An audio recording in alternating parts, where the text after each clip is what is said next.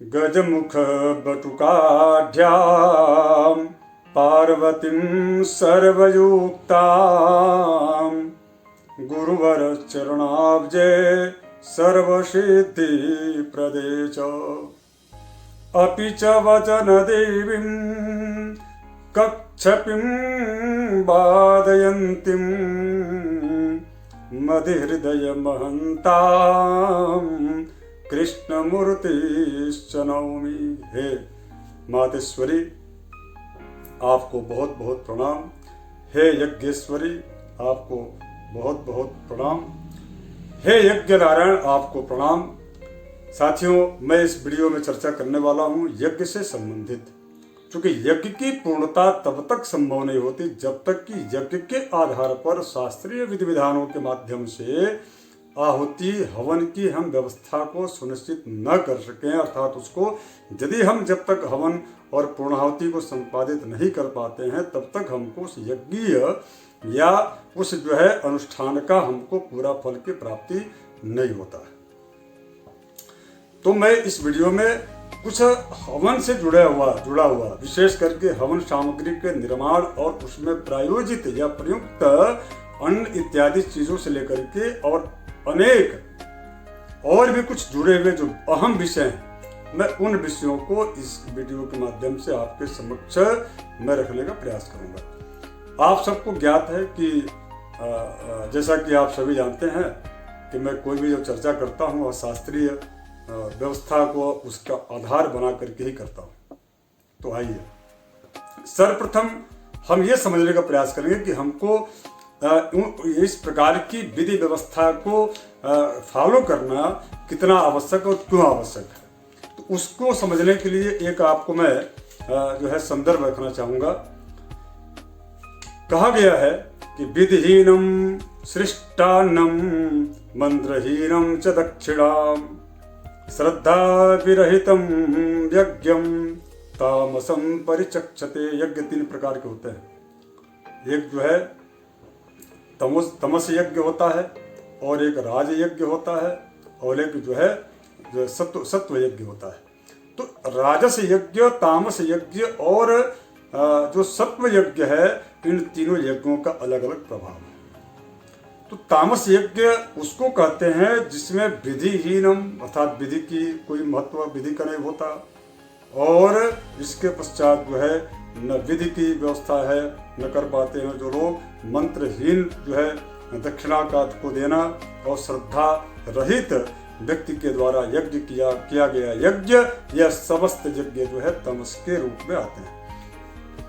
कुल मिलाकर के यह जो यज्ञ है यह पूर्ण रूप से फलीभूत नहीं होता, और इसमें अधिक भय होता है नुकसान के लिए।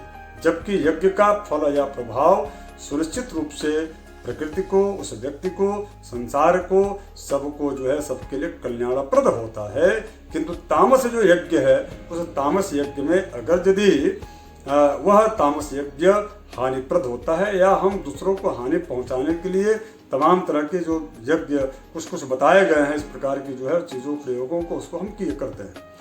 तो इस प्रकार के यज्ञ को अधम यज्ञ कहा गया है, और उस यज्ञ की पूर्ण फल तब प्राप्त होता है जब वह व्यक्ति विधि सम्मत करता हो, जब वह व्यक्ति उस यज्ञ को शास्त्रीय विधि विधानों के द्वारा करता हो। और अगर बहुत सारे ऐसे हमारे जो दर्शक हैं या क्रियाकलाप अनुष्ठान इत्यादि कराने वाले जो काफी खर्च करते हैं अनुष्ठानों में, यज्ञों में, किंतु उनको अज्ञानतावश उस यज्ञ का पूर्ण रूप से फल या उनके द्वारा किया गया जो साधना है, उस साधना का पूरा फल उनको प्राप्त नहीं हो पाता। इसमें कहीं न कहीं उनके द्वारा यज्ञीय याज्ञिक विधि विधानों में कहीं कहीं त्रुटियां रह जाती हैं। तो मैं आज विशेष पूरे यज्ञ में यदि आपने पूर्ण रूप से जप की संख्या, पाठ की संख्या आपने पूर्ण कर ली है और आपको हवन करना है, तो सबसे प्रथम जो चीज होता है, चूंकि ऋग्वेद में सबसे उत्कृष्ट और सबसे महत्वपूर्ण यदि कोई देवता है तो वह देवता है अग्नि देवता। अग्नि देवता को पुराणों में विशेष रूप से अग्निर्वै देवता अर्थात वह देवताओं के पास हमारे द्वारा दिया गया जो हवि है अर्थात हवन है, वह अग्नि के माध्यम से उन देवताओं तक पहुंचता है, अर्थात यह दूत का काम करता है। अग्निर्वयी देवता, इस प्रकार से उनको जो है देवताओं के पास दूत के रूप में इनको जो है कहा गया है अग्नि को। तो उस अग्नि में जब हम आहुति डालते हैं तो उस आहुति के कुछ नियम होते हैं। अब उस आहुति में किन किन अन्नों का प्रयोग करना चाहिए, यह क्या शास्त्रीय विधान, मैं इस पर आपको चर्चा करूंगा। सबसे प्रथम चीज तो यह है कि हवन करते समय आपकी शारीरिक जो स्थिति है, अवस्था है, वह कैसी होनी चाहिए। इस पर कहा गया, वामे पृष्ठो तथा नाभौ कक्षत्रयमुदाहृतम् त्रिभिः कक्षैर्परिज्ञेयो विप्रो च शुचिर भवेत्। जो आपके यहाँ यज्ञ करता जो ब्राह्मण है या याज्ञिक जो आचार्य हैं, उनको जो है उनको विशेष रूप से इस प्रकार के नाभि से ऊपर अधोभाग में एक वस्त्र रहना चाहिए और धौत वस्त्र जो है धोती नीचे पहने और उसके पश्चात ऊपर पीछे से भी, अर्थात पृष्ठ भाग भी, यानी कि 3 प्रकार के वस्त्रों का उनको धारण करने की बात कही गई है। एक तो जो है सम्मुख नाभि के ऊपर अधोभाग ऊपर में रखना चाहिए वस्त्र, एक पृष्ठ भाग में, और उसके पश्चात वामे पृष्ठो तथा नाभौ कक्षत्रयम् उदाहृतम् त्रिभिः कक्षैः परिज्ञेयो विप्रो यः शुचिर भवेत्। उसके पश्चात अधो, इस प्रकार से 3 जो है वस्त्रों का उनको जो है 3 प्रकार से धोती का को 3 काछे लगाने से वह विप्र कर्म करने के योग्य शुद्ध होता है। इस प्रकार की शुद्ध विप्र याज्ञिक आचार्य के द्वारा कंधे पर अंगूछा रखना अनिवार्य है। कोई भी यज्ञ जब आप करते हैं, यज्ञ करता हो या जो है ब्राह्मण, दोनों को अपने दाहिने कंधे पर जो है एक अधो वस्त्र का होना नितांत आवश्यक है।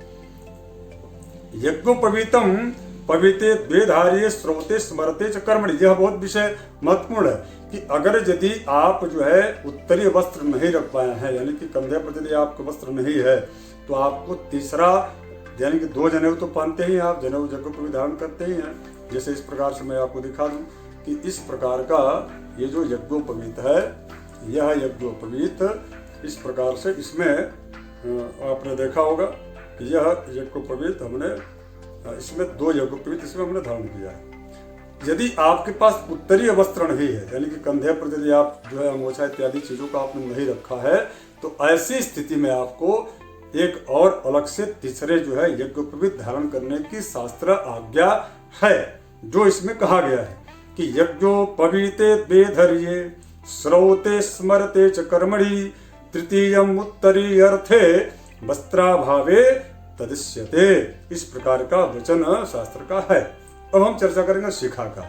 शिखा मित्रों जो है, ये जो शिखा है, यह जो शिखा है, इस शिखा को बिना शिखा बांधे किसी प्रकार के हवन, यज्ञ, अनुष्ठान, पूजा पाठ, जप यज्ञ को नहीं करना चाहिए। यह शास्त्राज्ञा है।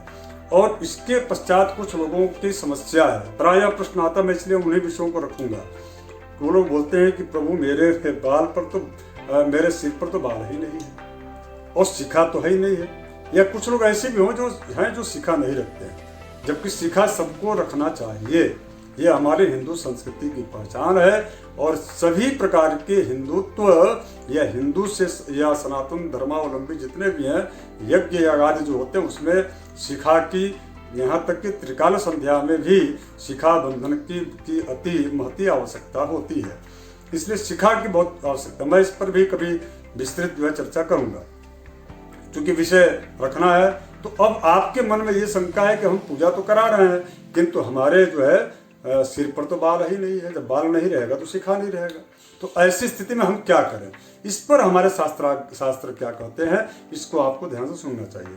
खल्वाटत्वादि दोषेण विशिकश्चेन्नरो भवेत् कौशिम तदधारयति ब्रह्म ग्रंथिम युताम शिखाम। अर्थात अगर यदि आपके जो है यहाँ पर बाल नहीं है सिर पर, ऐसी स्थिति में आपको ब्रह्म ग्रंथि, जो आपने देखा होगा कि जो ब्रह्म ग्रंथि का मतलब ये होता है कि दोनों तरफ से यदि ऐसा उसको गांठ करके जो है, मैं आपको बताता हूँ, जैसे अपने यज्ञोपवीत का उदाहरण देता हूँ। जैसे यह है और इस प्रकार से आपने देखा होगा, इस प्रकार से ऐसे करके, यानी कि ऐसे हम मोड़ते हैं और उसके पश्चात ऐसे जो है ऐसे करके और इस प्रकार से ऐसे ऊपर से पुनः एक ऐसे ऐसे भाग आता है इस प्रकार से, और इसको जो है आप यदि खींचेंगे तो ये पूरा ब्रह्मघाट बन जाएगा। यदि कोई भी चीज़ इसमें रहता है तो बीच में वो ऐसा बन जाएगा, जितना आप खींचेंगे उतना ही वो और टाइट होते चला जाएगा। इस प्रकार की ब्रह्म ग्रंथि शिखा पर जो है आपको कुशा से करना चाहिए, ऐसा शास्त्र का वचन है। अब हम इसके पश्चात चर्चा करेंगे।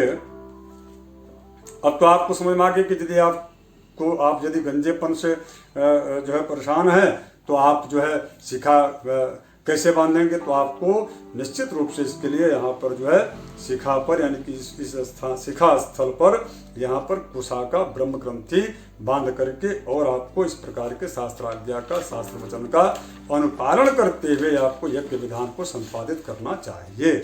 इसके पश्चात तीसरा एक सबसे महत्वपूर्ण विषय है, यानी कि वस्त्र कैसा आपको धारण करना चाहिए। इसके पश्चात आपने जो बार बार कई लोगों के द्वारा सुनने में आता है कि प्रश्न आता है कि जब बाल ही नहीं सिर पर तो मैं कैसे शिखा का स्थापन करूं। तो उनका हमने बताया आपको शास्त्र का क्या है। अब हम इसमें बताने वाले हैं कि संकल्प, तीसरा संकल्प वह विषय है जो हमारे पूरे किए जाने वाले उस कार्य के प्रारूप को देवभाषा संस्कृत में तिथि, स्थान, तिथि और इसके पश्चात हमारे द्वारा किए जाने वाले उस कार्य का पूरा प्रकल्प अर्थात प्रारूप, वह जो है इंडेक्स इसको कहा जाए, मतलब विशेष सूची, वह अपने उस ईश्वर के समक्ष प्रस्तुत करते हैं अर्थात रखते हैं। दूसरा एक व्यवहारिक भाषा में आपको बता दूं कि आप अपने ईश्वर को, अपने आराध्य को आप जो है पत्र जब लिखते हैं तो उस पत्र में जो एड्रेस है यानी कि पता, तभी तो वहां पहुंचेगा ना।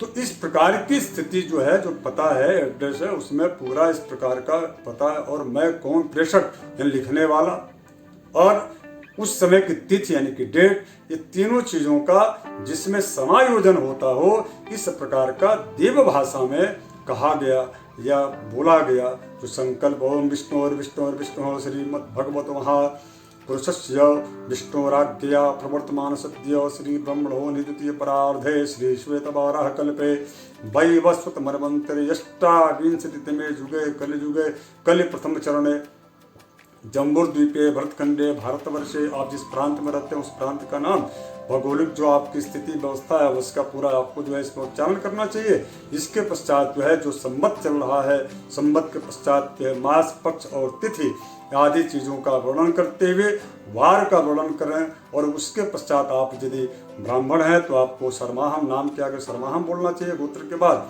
और इसके पश्चात जो है गोत्र, प्रवर, शाखा, वेद इत्यादि चीज़ों को उच्चारण के पश्चात अपने नाम का उच्चारण करें।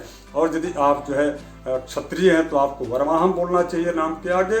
और यदि आप वैश्य हैं तो आपको अपने नाम के आगे वैश्योहम कहना चाहिए। यदि शूद्र हैं तो आपको अपने नाम के आगे दासोहम कहना चाहिए। इस प्रकार से यह संकल्प है। और संकल्प में सबसे बड़ी बात यह है कि संकल्प की आवश्यकता क्यों पड़ी। इसलिए पड़ा क्योंकि हमारे शास्त्रों में कहा गया कि संकल्पेन बिना कर्म यत् किंचित् कुरुते नरः। जो व्यक्ति बिना संकल्प किए कार्य को करता है वह जो है फल चाप्यल्पकम तस्य धर्मस्यार्थक्षयो भवेत्, उसको जो है आधे फल की प्राप्ति होती है। तो संकल्प के बिना जो कर्म किया जाता है उसका आधा फल नष्ट हो जाता है, ऐसा शास्त्र का वचन है। उसके पश्चात कहा गया जप होम होमोपवासेषु धौत वस्त्रम धरो भवेत्। अर्थात जो है जो वस्त्र आप पहन करके बैठे हैं या तो वह चाहे नया ही क्यों न हो, लेकिन वह एक बार जल से उसको शुद्ध किया हुआ वस्त्र ही पहनना चाहिए। ये बार बार जोर देकर इसलिए कहा गया है। आपने देखा होगा अभी कोरोना जैसे महामारी जो आई थी, इसमें लोग जब घर में जब बाहर से आते थे तो वस्त्र को, कपड़े को जो है उसको बिना धोए नहीं आते थे। इसका मतलब यह है कि जो ये हमारी परंपरा, अनुष्ठान की परंपरा, वह शुद्ध और शुद्धता और पर बहुत बल दिया गया है।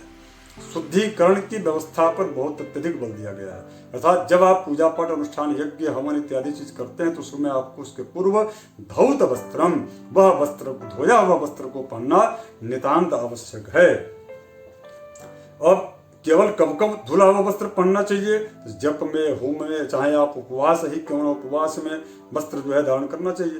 पूजा सदैव, और दिशा पूजा करने की जो होनी चाहिए वह ईशानतः अर्थात उत्तर और पूर्व के कोण में होना चाहिए। और तिलक बिना लगाए, चंदन बिना तिलक लगाए देवम भूत्वा देवम यजेत, बिना चंदन लगाए बिना तिलक किए आप जो है किसी भी प्रकार के यज्ञ को करने के अधिकारी आप नहीं हैं।